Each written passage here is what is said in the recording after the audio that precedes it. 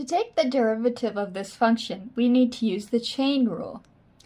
You use the chain rule whenever you have a function inside of another function. In other words, an outer and inner function. So here, our outer function is tan, and tan has an argument of the inner function. The inner function, or that argument, is x squared plus 1 square root. The chain rule tells us to take the derivative of the outer function and then multiply it by the derivative of the inner function. So let's do that. Y prime would be equal to the derivative of our outer function. The derivative of tan x is secant squared, and leave the inner function as is. Now we multiply by the derivative of the inner function.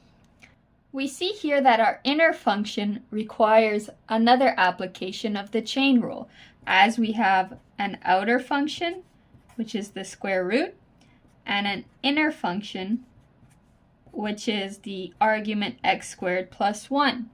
So let's just apply the chain rule again.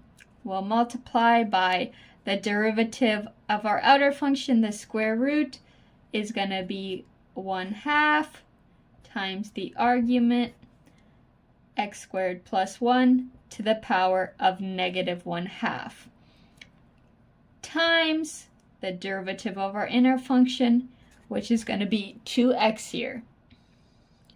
All we have to do now is simplify, so we see that the 1/2 and 2 will cancel, so y prime is going to be secant squared of the square root of x squared plus 1 divided by the square root of x squared plus 1, and we can't forget about this x on top.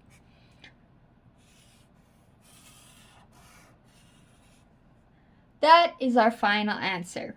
So here we see that this function required us to use the chain rule. Within the chain rule, with the chain rule, just always remember what your outer and inner function is.